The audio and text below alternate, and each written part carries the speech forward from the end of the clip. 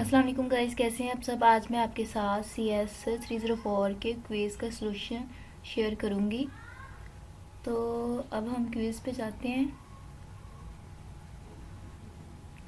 तो यहाँ पर फर्स्ट क्विज़ है student registered course and teacher teaching the course is an example of. तो ये होगा टू वे एसोसिएशन।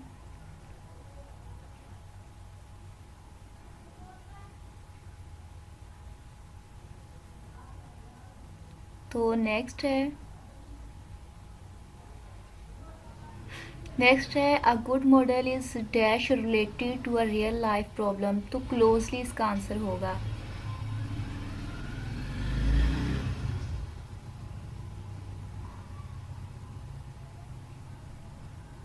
इसके बाद जनरलाइजेशन इज डैश अप्रोच। तो ये होती है बॉटम अप।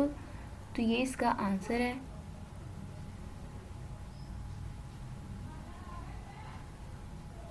नेक्स्ट है विच of the following notation represent the given statement Ali can drive more than one car.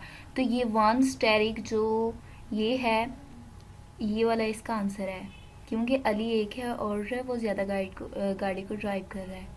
Next है हमारा क्वेश्चन, ये है if class B inheritance from class A which of the following is child class. तो class B होगी, क्योंकि वो हमने class ए से इनहेरिटेंस की है। तो नेक्स्ट इसका है थोड़ा सा, in which of the following different form of a single entity exist. तो ये पॉलीमॉर्फिज्म होते हैं कि उसकी ज़्यादा फॉर्म्स होती हैं लेकिन वो एक सिंगल एंटिटी के तौर पर काम कर रही होती है। तो नेक्स्ट है हमारा N instance of user defined type is called. तो ये क्लास है, आप लोगों ने CS 201 में भी पढ़ा होगा। तो क्लास ही यूजर डिफाइन होती है। नेक्स्ट है